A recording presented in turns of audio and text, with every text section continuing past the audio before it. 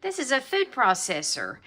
It came with several attachments. Now, I'm the one who put them in the little baggies. They did come in baggies, but the baggies were not reusable, so I put them in my own baggies. But this came with a slicer, a couple of different graters, different sizes. The slicers actually are 2 different sizes as well. I'm going to demonstrate this one so it's already out of the bag. A fry cutter, and somewhere in here I've got a dough hook. There we go, a dough hook. Now, I have not actually tried the dough hook, and I don't plan to try the dough hook, so I'm not going to actually evaluate that. But I have tried several of these attachments already. They've worked very well. And I'm going to demonstrate the slicer here in a couple of minutes. Now, here's the base. You see it has different settings. There's chop, puree, and dough. And then you can also pulse it. If you turn it to the left, it'll pulse. If you turn it to the right, it'll go up to different power levels. Now notice, it won't do anything without the bowl on. Everything has to be locked into place. That's one thing that has really impressed me about this particular food processor, is that the manufacturer has several different places where everything has to be locked into place or it just won't come on. So great safety design as far as I'm concerned. So this has got suction cups down the bottom, and I have never, ever experienced such strong suction cups. As you can see, it is really attached there. Sometimes, like, I can set it down for a second and it'll attach to something without me even meaning for it to. I do place... I have like a box lid that I place it on when I want to store it, because I don't want it to suction to my wood in the pantry. So super duper strong suction, which is good for keeping it stable. So here's the bowl. You'll see I've already put some carrots in because I plan to chop it. There is just a plain old chopping blade in there. So to get it to work, we lock it into place here.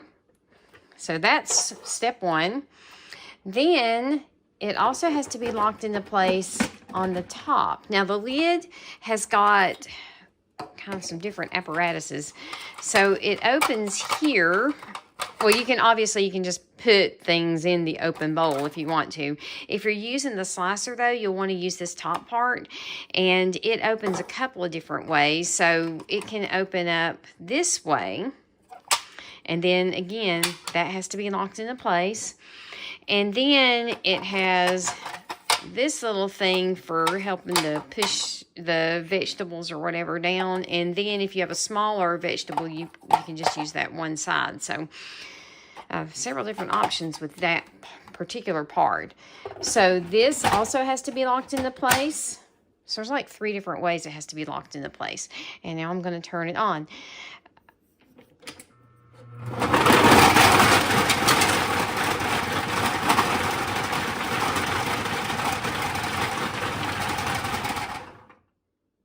Okay. Let's see how it did.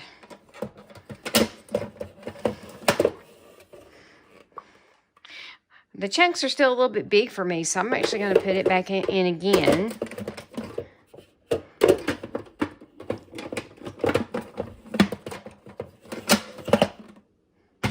Maybe I'll try a higher setting this time. I haven't used it much yet. I've liked it the few times that I have used it. Let's try some more.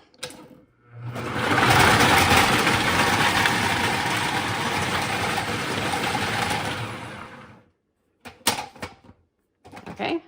Yes, that's more like it. I wanted my carrot chunks pretty small because I plan to use them for soup. So I'm going to put those in here. Here's what the blade looks like with carrot on it.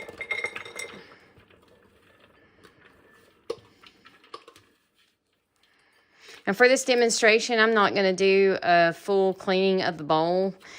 The onions that I'm going to slice are also going to be used in a recipe with carrots, so I'm not too concerned about it.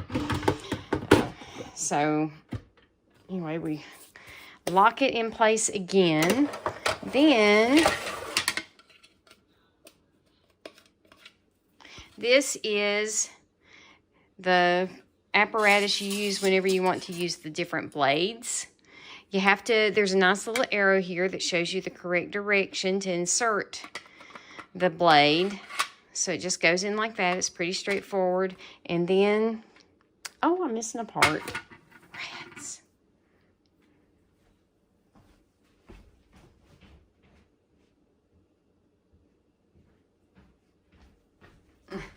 Well, I guess that's going to have to be the end of my video, because I've got to find the part. This was not their fault. It does come with the part, okay? I'm the one who didn't think to get it out. So the part is shaped like a lot like the top of this blade, and it goes right here, and then this goes on top of that.